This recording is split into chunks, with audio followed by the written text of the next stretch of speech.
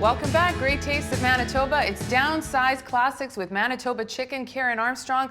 We're about to make lasagna, but this ain't your mama's lasagna. This is something a little bit different. Chicken ragout lasagna? That is right. All right, yeah, and so let's get started. Okay, well, every lasagna needs a good sauce. So what I've got in here is onion, carrot, celery, a can of tomatoes, and I've got a fortified wine.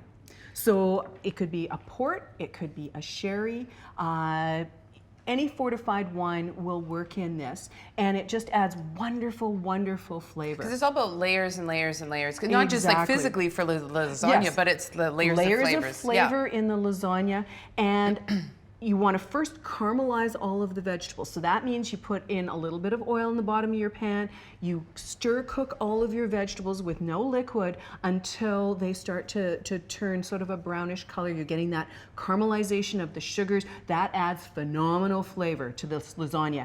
Then added the fortified wine. In this case, I was using a sherry style.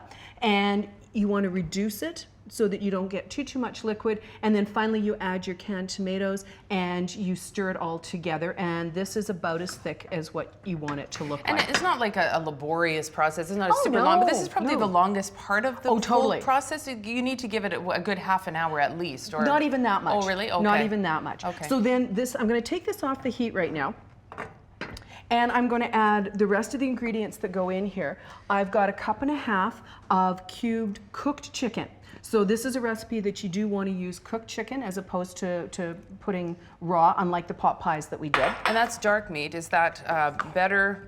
Like, does it matter what kind? It doesn't matter. It's personal preference. Dark meat has a couple of advantages. It's going to be more economical at the store.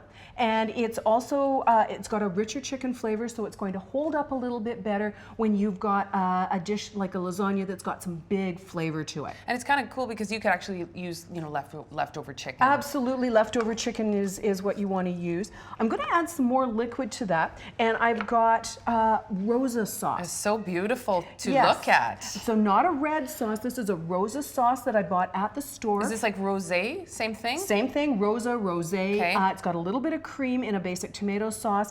It's much easier to purchase it rather than try making it your own. Unless, if you've got a killer rosé sauce, you just go for it. You can make it with your homemade puff pastry maybe, right? At the same time. Yes, if we're really going old school. Do you want to stir that in for me? I'd be happy to. All right, the next thing that I want to do, that basically is our main sauce. So let's look at the other part of the filling. I've got some shredded frozen spinach in here that I've thawed out, and you really, really want to drain this I was going to say squeeze it. Squeeze, squeeze. It's a lot of squeezing to get as much of the liquid out as you possibly can. And just when you think you've got it all out, you squeeze one more time and there's still a little bit more. It has to be dry though. You really want it dry because otherwise it's going to add way too much liquid to your lasagna. And the noodles are not going to be able to absorb that much liquid. Right, okay. All right, so I've got the spinach in here. I've got 1 cup of a shredded Italian blend cheese in there. You can use a mozzarella if you prefer. I like to have fun with cheese with lasagna. Try different sorts of things. It never turns out bad. Like I've never tried a cheese and went, oh, I'm sorry I used that. Yeah, it's all about flavors. I'm going to get you to start mixing that together. Sure. And to be perfectly honest, it might be easier to use your hands. Oh, really? Yeah, because you really want to make this well blended. Fair enough. Yeah, well, yeah, and you have to kind of get it all to adhere. And the cheese is going to end up being broken up into little pieces. That's what you're looking at. And then we've got one more ingredient that we're going to add into that. Let's just see if you got that. Is that kind of, you have to work it a little bit, hey? You do.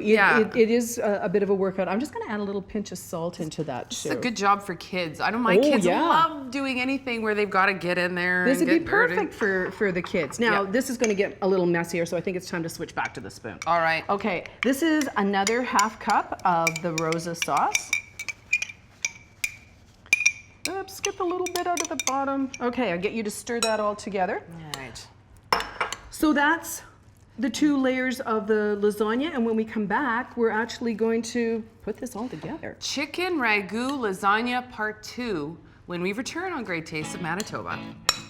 You're watching Great Tastes of Manitoba. Brought to you in part by GreatTastesMB.ca. Local farms, local foods.